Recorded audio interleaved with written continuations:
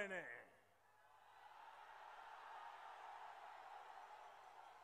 अच्छों की ये काली कमाई और गोरख धंधे बंद कर दिए हैं। आपने देखा होगा कि कोलकाता में इसलिए कैसे कैसे लोग इस चौकीदार को हटाने के लिए इकट्ठे हुए और शपथ ले रहे थे। जरा फोटो देखना, कितने डरे हुए थे। किसी का बेटा किसी गुने में है, किसी का भतीजा गुने में है, कोई खुद गुने में है, किसी का भाई गुने में है। और इसलिए कलकत्ते आए।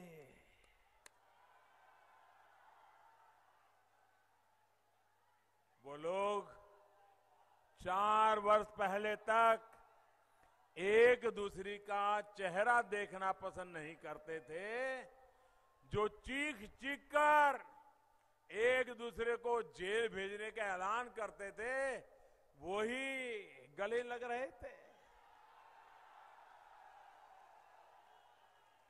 काले कारनामों की चिट फंड से लेकर के रक्षा सौदों में धोखाधड़ी करने वालों को ये चौकीदार पसंद नहीं है। मैं आपको यहां पश्चिम बंगाल का ही एक और उदाहरण देता हूं। साथियों, रियल एस्टेट सेक्टर में काले धन को रोकने के लिए, कुछ बिल्डरों की मनमानी रोकने के लिए केंद्र सरकार ने रेरा कानून बनाया। लेकिन पश्चिम बंगाल सरकार इस कानून को अपने राज्य में लागू करने से घबरा रही है। अगर ये कानून लागू हो जाएगा तो अब जो नए फ्लैट, नए घर बिल्डर बना रहा है, वो उन्हें तय समय पर बनाकर देने पड़ेंगे। कोई भी काम कच्चे पक्के में नहीं होगा। इस कच्चे पक्के के खेल में जो लॉबी जुटी हुई है, उसकी ममता दीदी की सरकार में क्या अहमियत है, वो आप भी भली भांति जानते हैं।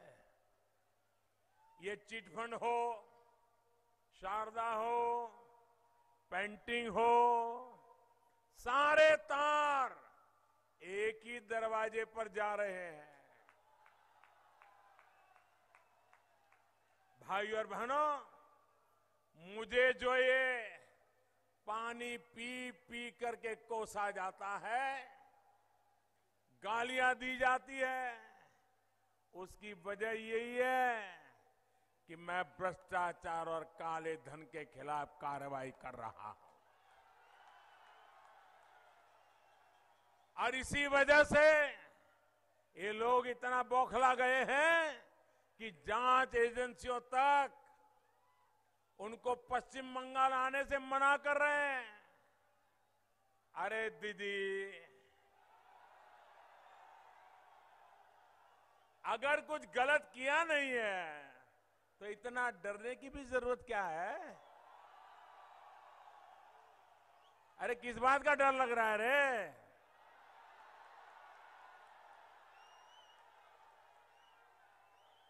अरे आपको तो याद होगा, मुझे भी गुजरात में 9-9 घंटे तक बिठाकर दिल्ली से आई जांच एजेंसियां पूछताछ करती थी।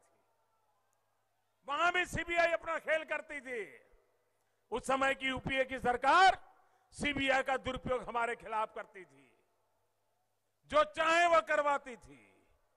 लेकिन हमने कभी संस्थाओं को अपमानित नहीं होने दिया। हमने कभी गुजरात से सीबीआई को निकालने का निर्णय नहीं किया। हमने कहा और को लाना है तो ले आओ, हम ईमानदार है, हमें कुछ होता नहीं।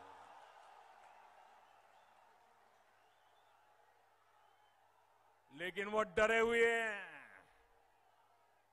उनको तो बीजेपी के प्रेसिडेंट के आने पर भी जमीन खिसकने को लग जाती है।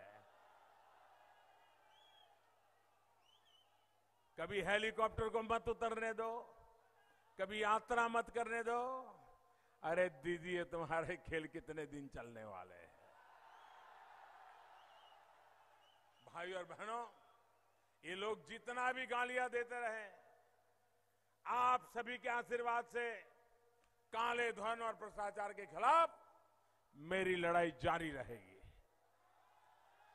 बताइए मुझे लड़ना चाहिए कि नहीं लड़ना चाहिए? भ्रष्टाचार को खत्म करना है कि नहीं करना है? मैं जी जान से लगा हूं कि नहीं लगा हूं? ईमानदारी से लगा हूं कि नहीं लगा हूं? पूरी कोशिश कर रहा हूं कि नहीं कर रहा हूं? ये आपके आशीर्वाद के कारण कर रहा हूं। और मैं आपको विश्वास दिलाता हूं, पश्चिम बंगाल को जगाई मथाई और सिंडिकेट राज से मुक्त करने में हम पूरी तरह बंगाल की जनता के साथ हैं।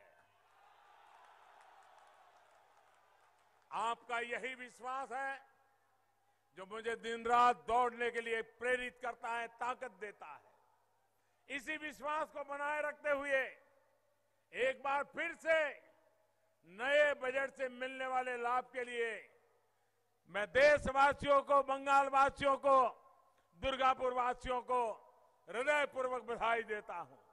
इतनी भारी संख्या में आकर आपने जो आशीर्वाद दिए उसके लिए भी आपका बहुत बहुत धन्यवाद। मेरे साथ पूरी ताकत से बोलिए, भारत माता की, भारत माता की, वंदे वंदे वंदे वंदे वंदे वंदे वंदे वंदे।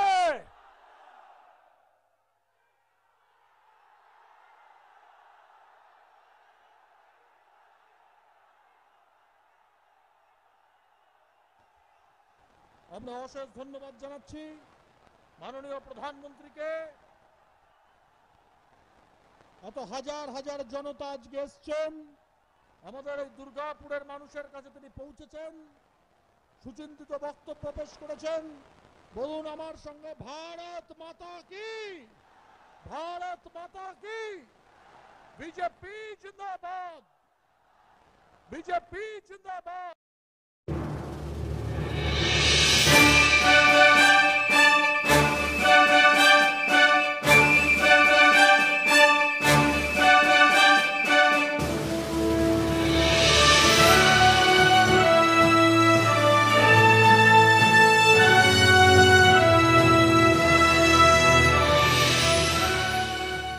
अगर आपको हमारा वीडियो अच्छा लगा तो लाइक करें, शेयर करें, साथ ही हमारे YouTube चैनल को सब्सक्राइब करना ना भूलें। लेटेस्ट वीडियो अपडेट के लिए घंटी बटन दबाएं।